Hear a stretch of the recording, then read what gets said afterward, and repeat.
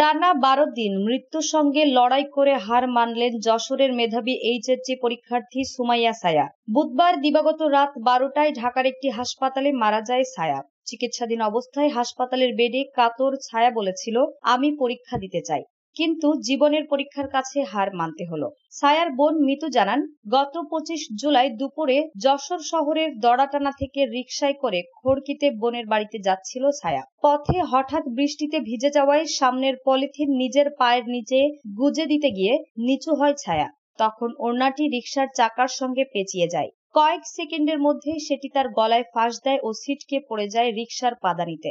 ঘটনাস্থলেই নিস্তেজ হয়ে পড়ে ছায়া। সঙ্গে সঙ্গেই তাকে যশোর জেনারেল হাসপাতালে নেওয়া হয়। অবস্থার অবনতি হলে ঢাকায় হস্তান্তর করা হয়। সেখানে একটি বেসরকারি হাসপাতালে তার অস্ত্রোপচার করা হয়। এরপর ৮ দিন লাইফ সাপোর্টে থেকে মৃত্যুর সঙ্গে যুদ্ধ করে অবশেষে না ফেরার দেশে চলে গেল ছায়া। সায়ার চিকিৎসক মিটফোর্ড হাসপাতালের নিউরোসার্জারি বিভাগের ব্রেইন ও স্পাইন বিশেষজ্ঞ সার্জন ডাক্তার ফিরোজ আহমেদ আল আমিন বলেন, দুর্ঘটনায় তার মেরুদণ্ড ছিঁড়ে যায় এবং স্পাইনাল কর্ড সম্পূর্ণ বিচ্ছিন্ন হয়ে যায়। এতে তার স্বাভাবিক জীবনে ফেরার কোনো সম্ভাবনা ছিল না।